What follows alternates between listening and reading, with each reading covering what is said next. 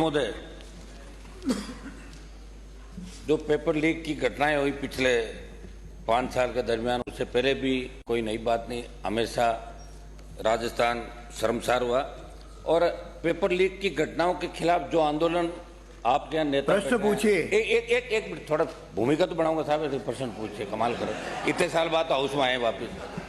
जैसे डॉक्टर साहब केवड़ीलाल जी आए, मैंने राठौड़ साहब, राज्यवर्धन जी बैठे लोकसभा के अंदर, इन्होंने भी रीट का मामला उठाया था। डॉक्टर साहब हमेशा आंदोलन करते थे और आपको इसका फायदा भी मिला।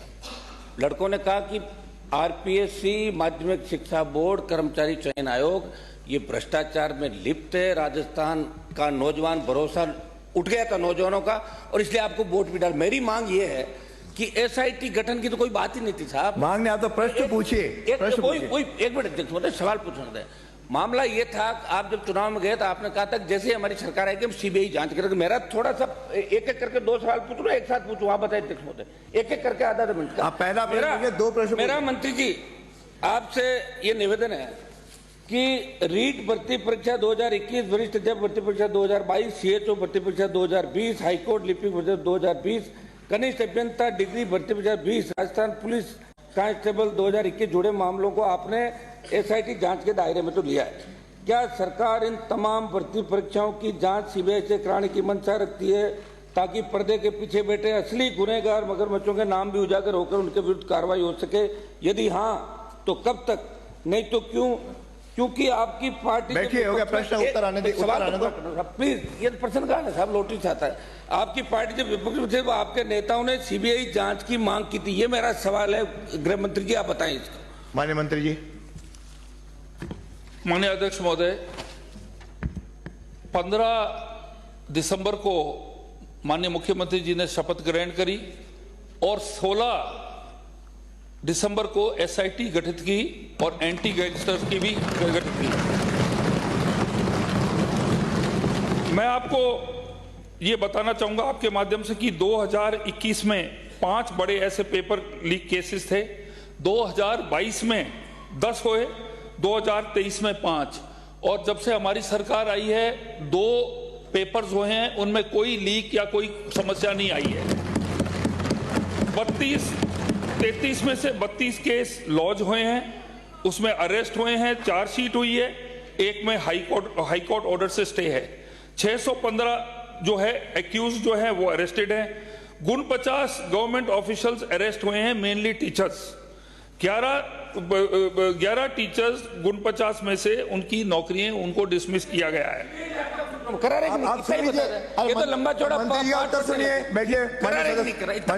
अध्यक्ष महोदय, एसआईटी का गठन जो है अभी 1 महीने पहले ही हुआ है। जिनका प्रश्न है वही पूछना।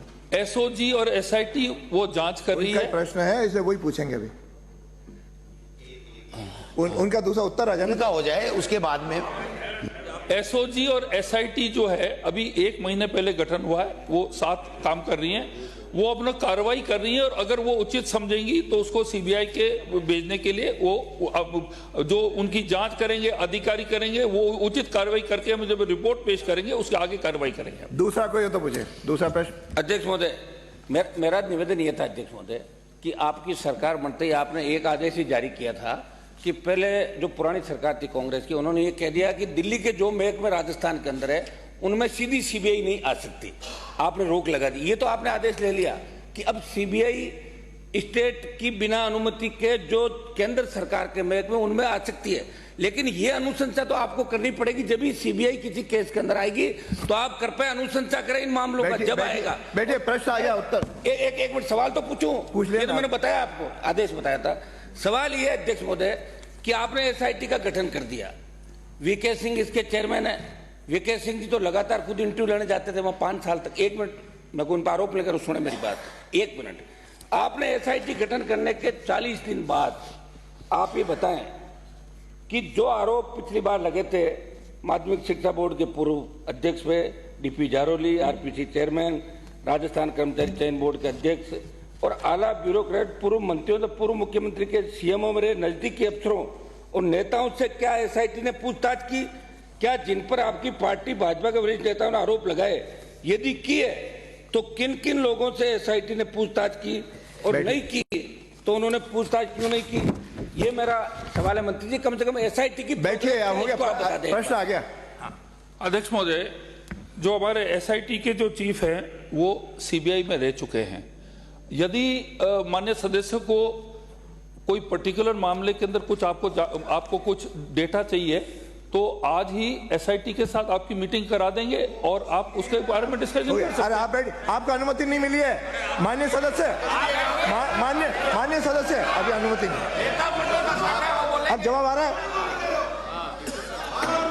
चलिए, आप बिना हो गया आपका, हो गया, 2 प्रश्न हो गए। आप बैठिए, आप 2 प्रश्न हो गए आपके ब्राजो। मेरा प्रश्न नहीं है, मैं अब ये एक सवाल कर रहा हूँ साहब अध्यक्ष महोदय को। माननीय सदस्य, मेरा 1 मिनट निवेदन। 2 प्रश्न आपको अनुमति दी, 2 पूछ लिए। देखिए सर, आप बहुत हमारा संरक्षण पहले भी करते थे। 1 मिनट बोरा जी, 1 मिनट। आपको बिना अनुमति के कोई नहीं बोलेगा। अध्यक्ष महोदय, आपको संघर्ष करते हुए हमने देखा यहाँ पे, इसलिए मैं पूछ रहा हूँ आपसे। मेरा लास्ट सवाल है मंत्री जी से। मंत्री जी, आप इतना तो बता दें कि 2018 के अंदर जब सरकार थी बीजेपी की, एक नियुक्त हुए थे शिव सिंह राठौड़, और वो 2021 में थे कार्यवाहक चेयरमैन रहते हुए 18/12/2021 को यूनेस्को ग्लोबल के संदर्भ में जो विस्तार के साथ उन्होंने ट्वीट किया, और ट्वीट के कुछ दिनों बाद आयोजित हुई आरएस मुख्य परीक्षा में सवाल के रूप में आया। जो व्यक्ति 18 से विवादित था उसके द्वारा परीक्षा से पहले ही ट्वीट करके सवाल का हिंट कर देना गंभीर मामला रहा। ऐसे में क्या सरकार आरएस 18वें आरएस 2021 की मुख्य परीक्षाओं की कॉपियों की जांच एसआईटी सीबीआई से करने का विचार रखती है, जिसको लेकर आपकी के पार्टी के वरिष्ठ नेताओं ने आरोप भी लगाए थे? क्या कांग्रेस की तर्ज पे आप भी मिलाजुली का खेल करोगे? अरे बैठिए, आरोप है माननीय सदस्य, बैठिए। आप सीबीआई जांच कराएं इन मामलों की। माननीय सदस्य, अंकित नहीं हो, अंकित नहीं होगा। अंकित